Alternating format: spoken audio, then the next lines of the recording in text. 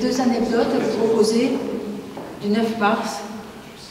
Je suis née Sabine de Holm, donc je suis la nièce du colonel de Holm et donc de Geneviève de Galard. Le 9 mars, il y avait à Tongres une prépa Saint-Cyr en fait. Et donc mon oncle Jean de Holm était là, il avait 22 ans, le 9 mars. Et à cause des rumeurs qui couraient comme quoi les Japonais préparaient quelque chose, la garnison a été en fait évacuée vers la Chine, comme le disait tout à l'heure le professeur. Il restait 4 hommes, dont mon oncle et parrain Jean de Holm. Donc il a subi l'attaque des Japonais, il a été blessé, notamment avec un coup de sabre au crâne qui saignait beaucoup, donc on l'a laissé pour mort. Mais heureusement ce n'était pas le cas, et il a pu rendre en fait des services infirmiers notamment, en se mettant un brassard et en jouant des coudes, pour que les Japonais le laissent aller soigner d'autres qui étaient à Sontai tout près. La deuxième anecdote, c'est mon père, son jeune frère, qui avait 15 ans à l'époque, qui était à Sontai chez des amis, où il était pensionnaire. Et donc, cette nuit-là, ils ont dû fuir la maison où ils étaient 3 familles dans une maison. Ils sont passés sur les rizières, en colonne, de nuit, pour s'enfuir, avec simplement ce qu'ils avaient sur le corps et à peine de quoi manger. Ils se sont réfugiés d'abord chez des sœurs, qui les ont accueillis avec le peu qu'elles avaient, puis ils sont repartis et ils ont dormi comme ça, en cachette, dans la nuit. Mais la plupart sont restés vivants finalement. Il y avait donc un résident et 3 femmes et 7 ou 8 enfants. Et ils en sont sortis pour la plupart, en se cachant, en ayant froid, en ayant faim. Et c'était que le début, parce que ça a été vraiment une grande famine, très difficile à vivre, notamment à Hanoï.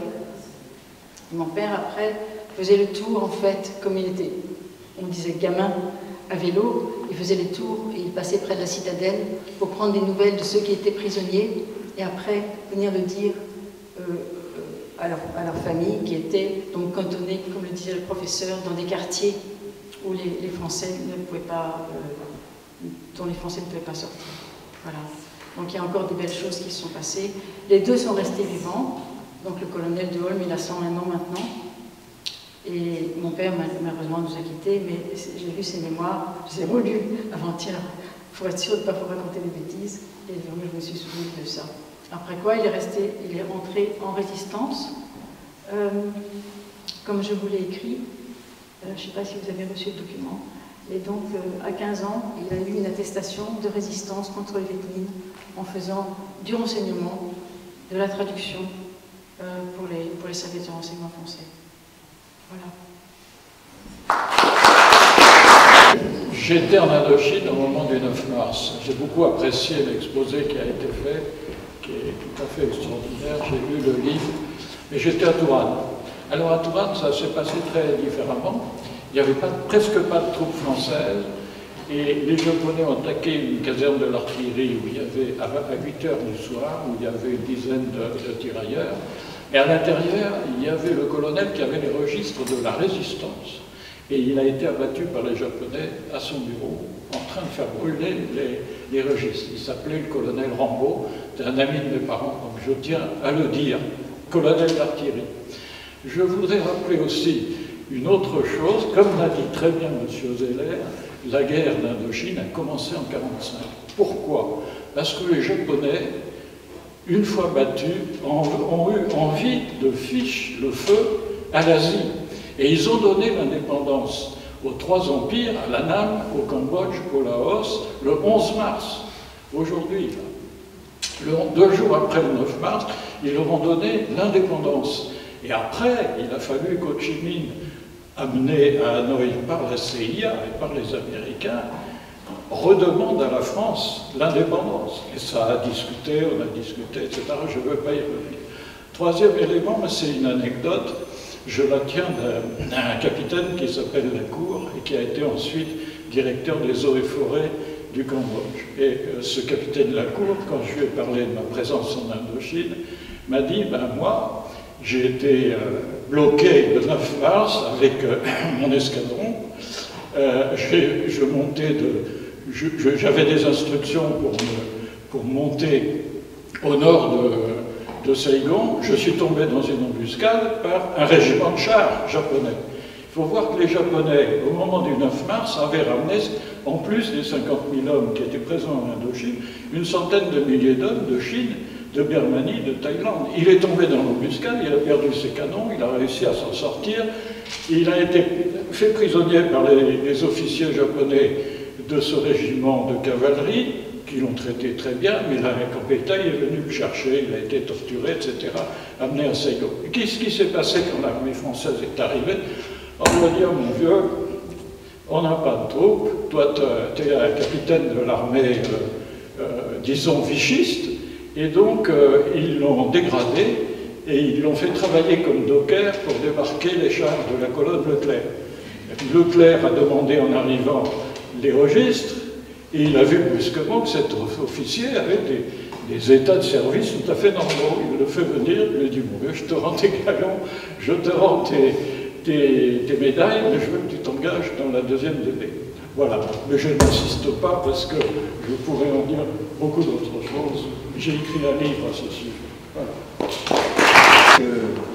Ceux qui étaient à Dien Bien Phu, qui avaient 20 ans à Dien Bien Phu, cette année ils en auront 90. Donc, si vous voulez, c'est une génération qui va disparaître.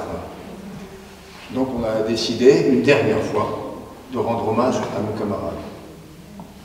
De quelle façon? Les exposer, par exemple, sur la guerre d'Indochine. Dire un peu quelle a été cette guerre. Une guerre, d'ailleurs, que nous n'aurions pas dû faire, si vous voulez. Notre civilisation de latin était très proche de ces gens-là. On était fait pour s'entendre. Il y en a un qui l'a bien compris, c'est le général Leclerc. Les entretiens du général Leclerc avec Ho Chi Minh, il y a des gens qui ont plaisanté parce qu'il y avait du champagne, etc. Il buvait de l'eau tous les deux. Hein. La question n'était pas là. Qu'il avait roulé dans la farine, le général Leclerc, pas du tout. Le général, il est allé dire à Paris, hein, il ne faut pas faire la guerre, il faut se mettre en position de force et négocier avec ces gens-là. Personne n'a écouté. C'était une guerre fratricide, si vous voulez. On avait avec nous d'un côté ceux qui étaient pour nous, puis de l'autre côté ceux qui n'étaient pas pour nous. Je vous donne un exemple. Un sergent vietnamien recruté chez nous, il faut passer pour les parachutistes quand même avant. Les Viettes arrivent dans le village de son père et chef du village. Il demande du ravitaillement.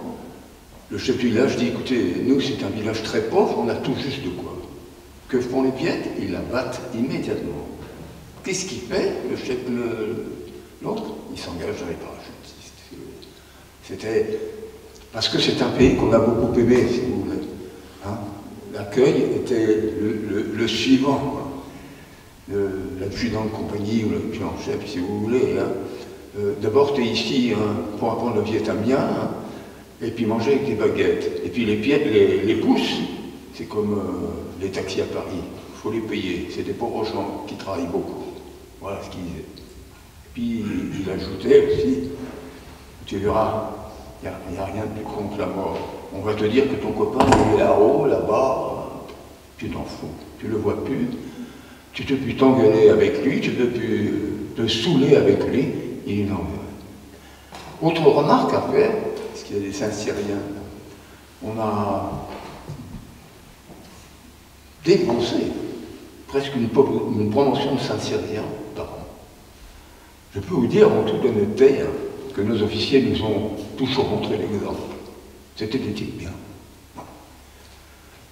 On avait une complicité avec eux, si vous voulez. Hein? On les écoutait, ils nous disaient quelque chose. Ils savaient qu'ils pouvaient nous faire confiance. Vous voulez un exemple? En pleine nuit, il y a une section qui est accrochée. Durement, il y a 3 blessés, et il n'y a personne qui est blessé dans les jambes, donc tout le monde marche. Hein? Bon. Le commandant de compagnie dit à un chef de groupe, avec votre groupe, allez, partez là-bas tout de suite le voir. Sur le terrain, avec un sergent vietnamien en tête qui connaît la région, discute. Un grand découvert, Ils sont arrivés face à face, les Viettes et les Hôtels de chez nous. Seulement les Viettes sont un peu plus rapides que chez nous. Enfin, il n'y avait que 3 blessés. Le temps de discuter avec le sous-lieutenant qui était là, et puis lui dire, bon, le temps partez, je vous couvre, hein, rentrez à la compagnie. C'est ça, les relations que j'avais. On rentrait d'opération, on avait vécu ensemble, tout le temps, coucher, boire, tout ça. Traverser la place à Hanoï, les officiers étaient attablés, ou ceci, le sergent, il s'approchait, il saluait, les officiers lui disaient « asseyez-vous ». Et il s'asseyait, puis il met un coup avec l'officier. Au bout d'un moment, le sergent n'avait pas besoin de lui dire. Il se levait, il saluait et il foutait le camp. Voilà. Telle qu'a été, si vous voulez, l'armée d'Indochine. Des propos aussi qui arrivaient. Ceux qui rentraient, on leur disait « vous n'êtes pas restés longtemps en France quand même ». Vous savez ce qu'ils répondaient? « La France, il n'y a rien à en tirer, mon Dieu ». C'est des trucs qui vous marquent, vous pouvez entendre ça. Surtout qu'à l'époque, on ne le nommera pas, mais il y avait un parti politique dominant, hein, qui dominait, qui se conduit d'une façon honteuse, hein, faisant sortir ses sbires. Quand le bateau arrivait à Marseille avec les corps de nos camarades pour cracher dessus, par exemple, des pièces sabotées dans nos camions, des petits mots dans la ration, crève, salaud, des histoires comme ça, si vous voulez. Et puis alors, il y a eu, ça c'était à Saïgo, le sabotage des parachutes. Elles avaient été bien instruites, les Vietnamiennes qui faisaient ça, parce qu'elles mettaient une piqûre d'acide dans le parachute, mais dans le parachute de secours. Le type, il était sûr de ne pas s'en sortir. Alors, donc c'est une guerre, si vous voulez, qui nous a beaucoup marqué. Alors, je prêche hein, pour mes camarades. Il y a une lettre à destinataire indéfini, j'en ai plus quelques exemplaires, je vous le montrerai sur elle. Bon, la guerre d'Indochine a duré de 45 à 54, hein, quand même. Hein. Elle a fait plus de 35 000 morts. Et 48 disparus pour les 3/4 dans les camps Viet Minh. Les camps Viet Minh, vous savez qu'il y a des gens à Paris qui étaient dans les camps Viet Minh. Certains condamnés à mort parce qu'ils étaient dans la LVF pendant que les Allemands étaient là. Ils ont trouvé le moyen de... Parce que la mortalité dans les camps était... Alors, donc, la génération qui a participé à cette guerre entend parler une dernière fois de leurs camarades disparus. Alors il y a une fiche matérielle, tout ça, et puis simplement vous dire que l'exposé a déjà été fait à la médiathèque de Rueil-Malmaison chez nous, en général, hein, à la demande du maire, à la caserne Guimer, au profit de l'Emson, au cercle des anciens combattants de Courbevoie, au mémorial de Caen, à la demande de son directeur, et à la médiathèque de Puteaux. Derrière, là, je ne vais pas vous ennuyer plus longtemps, il y a un matériel pédagogique. Hein. On ne peut pas parler et passer les photos en même temps. Il faut qu'il y ait quelqu'un qui s'en occupe. Ça joue des tours parfois. Je crois que vous souriez, mon général, là-bas, parce que j'ai planché devant un général qui grenouille un peu au service historique des armées. Ça n'a pas tellement bien marché, mon truc, hein, pour la bonne raison. C'est que celui qui passait le truc, centralien, je ne dirais pas qu'il a eu 3 AVC, celui-là, alors ça a mal marché, cette affaire. Il n'en a pas tenu compte. La seule remarque qu'il m'a faite, il m'a dit, mon colonel, vous ne parlez pas assez de vous. Alors, je lui ai dit, en général, c'est pas le colonel Guinard qui raconte ses campagnes. Et il m'a dit, mais si, justement, c'est ça qui nous intéresse. À la limite, ce que vous venez de nous dire, on peut le trouver dans les bouquins. Alors, derrière, il y a un ordinateur, un projecteur, un écran, un tableau, un micro, bien sûr, de table. Question habituelle posée par un conférencier. Nature du public, savoir limité. Est-ce qu'il y a une autorité? Bon, par exemple, à Rueil-Malmaison, il y a le grand chancelier qui était venu. Bon, il faut l'annoncer quand même, hein, une personnalité tenait. Alors, renseignement sur le conférencier parachuté. J'ai parachuté 2 fois avec le 8e BPC, notamment à Lens, une opération, si vous voulez, risquée, mais formidable. Pourquoi? Parce que il y avait la frontière chinoise et l'axe de largage. Les parachutistes confirmés qui étaient là. Tout de suite, un coup d'œil à droite, à gauche, rien, aucune réaction. Alors toute l'après-midi, fouillé, confusion en ville avec le GCM, groupe de commandement mixte aéroporté. Ils étaient habillés de noir, des voltigeurs de chez nous, ils amènent au bout de leur mitraillette, prêts à les descendre. Alors, qu'est-ce qui se passe? On me dit, ils prétendent qu'ils sont GCM, ils ne parlaient pas le français. Assis par terre en train d'ouvrir une ration, je vois un métro, je dis, il y a quelqu'un qui commande le GCM. Elle me répond, oui, le capitaine Intel. Je dis, mon capitaine, il y a confusion en ville avec vos hommes. Alors il m'a dit, mais dans l'avion, vous avez reçu un message vous disant, vous soulevez leur manche droite et vous trouverez un brassard. Pourtant, plus de plein. Voilà, donc blessé grièvement à l'opération Brochet, par mine, il y avait des mines partout. On est resté presque 4 semaines dehors. Le bilan de cette opération, pas comme il y avait des mines partout. Mines, un souvenir aussi, traverse un village. On leur dit de rien toucher, surtout quand le village est vide. S'il est vide, c'est que il était viette, hein, bien sûr. Il y a un parachutiste, il y avait une kebab de riz, encore crûment. Elle a dit, je vais prendre un peu de riz. Elle a explosé, aveugle le parachutiste. Elle a fait attention. Oui, et puis blessé, donc, et puis blessé par balle en Algérie. Je vous remercie de m'avoir écouté.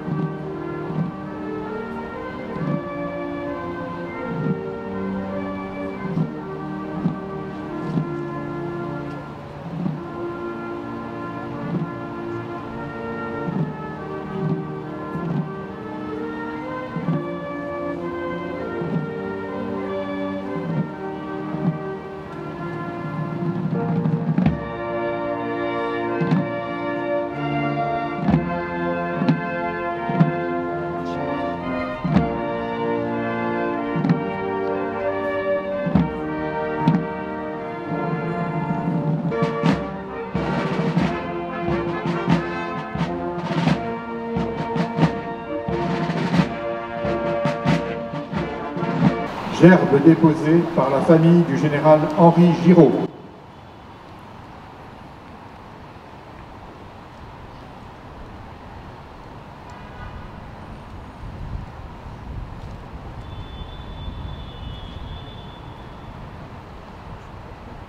Gerbe déposée par la Fédération nationale des anciens d'outre-mer et anciens combattants des troupes de marine.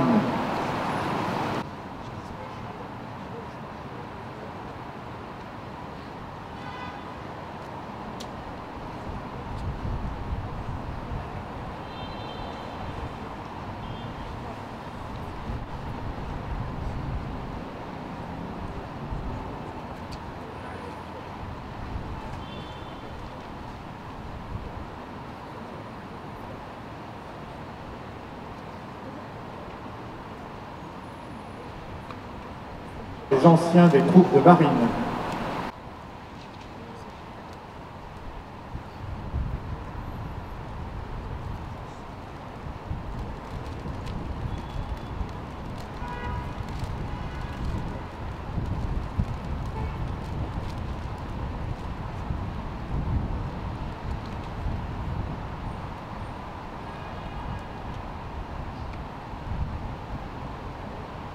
Gerbe déposée par l'association Citadelle et Maquis d'Indochine 3945, déposée par son président.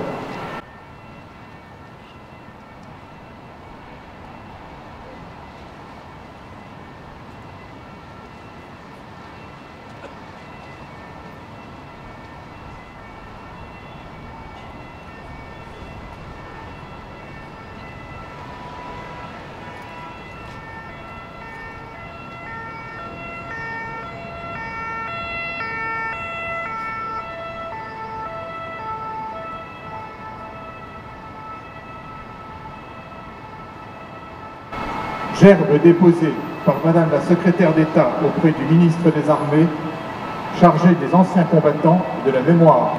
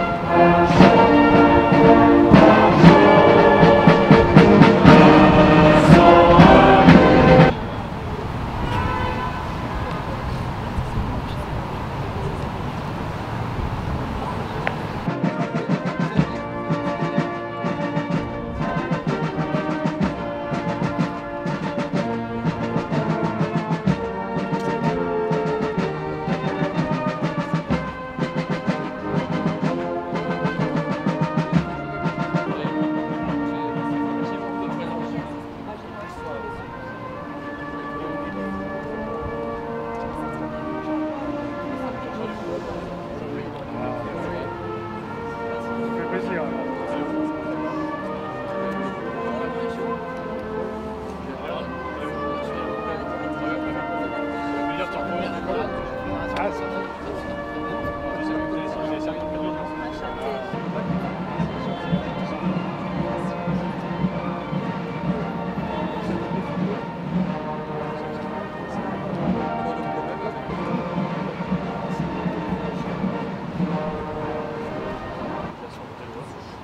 en plus, l'encre elle est gelée, j'arrive pas à écrire. L'année d'avant, on a bébé.